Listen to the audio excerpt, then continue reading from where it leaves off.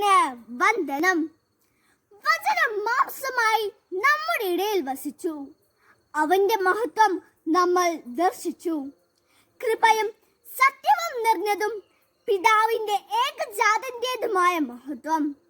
അതേ കൂട്ടുകാരെ, വചനം മാംസം ധരിച്ച ദൈവത്തിന്റെ മഹത്വം. ഭൂമിയെ തൊട്ടുണർത്തിയ മഞ്ഞു മൂടിയ ഒരു ഡിസംബർ രാവ്, അതാണ് നമ്മുടെ ക്രിസ്തുമസ്. അന്ധകാരത്തിൽ ആണ്ടുപോയ മനുഷ്യ മക്കൾക്ക് വെളിച്ചമായി, പിതാവിന്റെ സ്നേഹത്തിന്റെ നേർസാക്ഷ്യമായി സ്വർഗം വിട്ടിറങ്ങിയ ദൈവപുത്രന്റെ മനുഷ്യാവതാര ദിനം.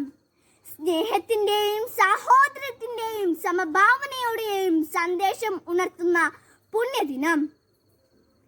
ദേവസുതൻ മനുഷ്യനായി പിറന്ന ആ രാത്രിയിൽ മാലാഖമാർ ഏറ്റുപാടി, അത്യുന്നതങ്ങളിൽ ദൈവത്തിന് സ്തുതി, ഭൂമിയിൽ സന്മനസ്സുള്ളവർക്ക് സമാധാനം.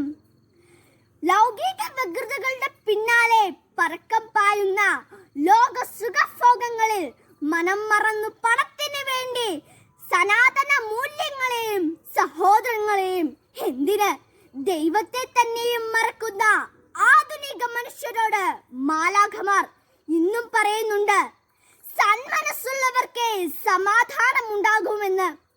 ലോകത്തിന് മുഴുവൻ പ്രത്യാശയുടെ സന്ദേശവുമായാണ് ഉണ്ണിയേശു ഈ ഭൂമിയിലേക്ക് പിറന്നു വീണത്. അതുപോലെ തന്നെ ലോകത്തിൽ മറ്റൊരു പ്രത്യാശയായി മാറാനുള്ള ഒരു വിളിയും നമുക്കുണ്ട്.